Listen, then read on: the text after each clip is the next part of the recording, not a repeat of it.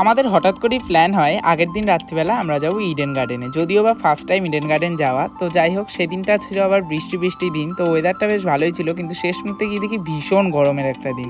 তো যাই হোক, আমরা সেদিন যেহেতু হঠাৎ করেই ঠিক হয়েছিল, সেই জন্যই আর কিছুই ঠিক মতন ব্লগটা স্টার্ট করতে পারিনি, বাইরে থেকেই ব্লগটা স্টার্ট করছি। আমরা যাবো ইডেন গার্ডেনে। আজকে একটা বেঙ্গলি টপার T20 বলে একটা খেলা ছিল, যদিও বা সেটা ফেমাস কোনো খেলা না, লোকজনও সেরকম ছিল না, সেটা আমার মনে হয়েছে। তো যথারীতি আমরা সেই জন্যই আমরা স্প্ল্যানেটে নামি, আর স্প্ল্যানেটে নেমে তারপর যেভাবে ইডেন গার্ডেন যেতে হয় তা তো তোমরা সবাই জানো। এবার শোনো যে কী করে আমরা এসছি হচ্ছে মালদার একটা টিম থেকে, এনজিওর পক্ষ থেকে, প্রত্যেকজনের পক্ষ থেকে 2 জন করে যেতে পারবে। তো যেহেতু আমার বম্মা এনজিও করে, তার উদ্দেশ্যেই আমাদের এখানে আসা।